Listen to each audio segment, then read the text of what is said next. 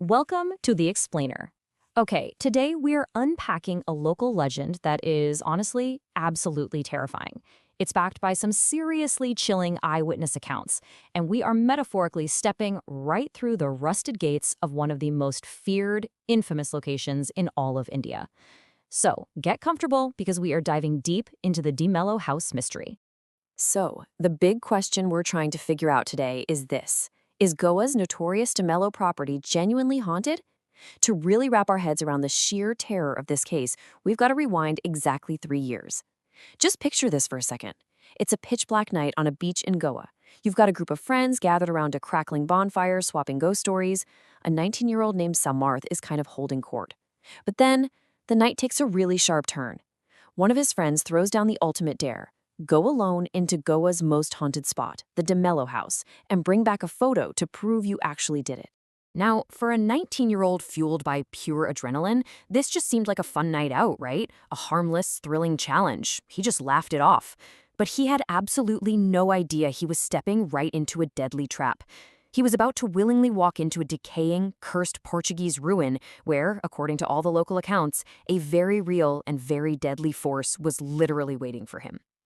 Section 1. The Brothers' Bloody History. So, according to local lore, this house originally belonged to two brothers. And for years, their relationship was just completely poisoned by this deep, growing hatred. This tension eventually culminated in one fatal night, where a violent argument spun totally out of control, ending with one brother brutally stabbing the other to death.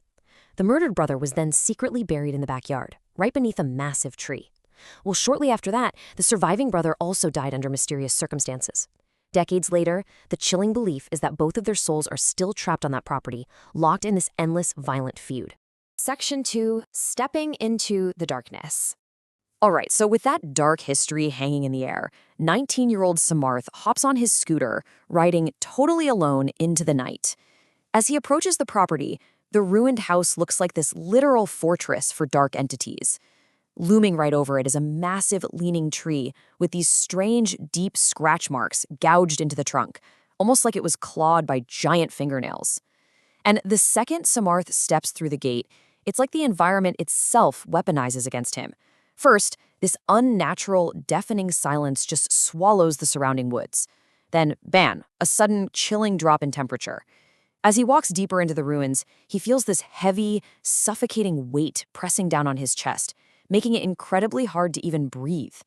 And finally, the air is just flooded with this foul, rotting smell, like a dead animal. You know, this wasn't just some spooky abandoned house. The environment was actively hostile. As he's creeping through the decaying interior hallway, he spots something really unsettling. Painted onto the peeling walls are these strange cartoon figures. But instead of normal eyes, they have these distorted faces with completely black voids staring right back at him. Samarth felt this overwhelming, creepy sensation that these painted figures were actively tracking his every single move from the shadows. Okay, this is where the paranormal activity just completely goes off the rails. Samarth pulls out his phone to snap the photo, because remember, that was the whole point of the dare. But right there in his selfie camera, he sees two distinct shadows standing directly behind him. He spins around, but there's nothing there. Then, echoing out from the endless dark corridor ahead of him, he hears these unearthly growls and agonizing screams. It sounded exactly like two men violently arguing. Totally panicking now, he tries to use his phone, but his fully charged device just instantly dies. So now, his only source of light and his only connection to the outside world is totally gone. Section 3. The Grave Under the Tree. Realizing he needs to get out of there right now, Samarth makes a desperate sprint for the gate. But right as he reaches that massive, leaning tree, his feet just freeze. It feels like something beneath the earth has literally clamped onto his legs. He forces himself to look down at the dirt. He looked down into the open grave, and the rotting corpse staring back had his own face. While his brain is basically short-circuiting trying to process this impossible horror in the dirt, the sounds around him are getting louder. He hears that deep, guttural growling again. He looks up. Standing right there in the pitch darkness are two men, their backs facing him. Their bodies are actively decaying, covered in deep, bleeding stab wounds. They are screaming, just violently arguing with each other. In that split second, Samarth realizes the legend is absolutely true. The two long-dead brothers are standing right in front of him. And then, They notice him. In this horrifying display of unnatural physics, both of their necks violently snap backward a full 180 degrees. Their furious, glowing red eyes lock directly onto Samarth. Their skulls are fractured, their expressions are just filled with decades of trapped, boiling rage, and they start slowly walking toward him.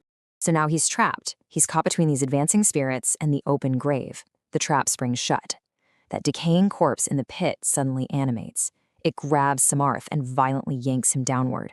He's screaming, fighting with literally every ounce of strength he has, but the earth just pulls him deeper and deeper.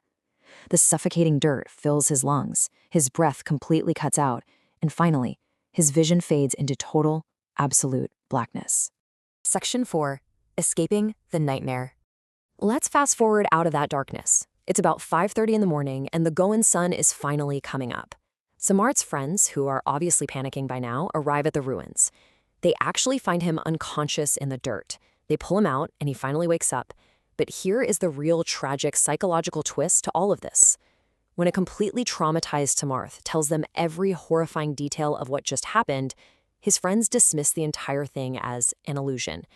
They just tell him it was his mind playing tricks on him because he was scared.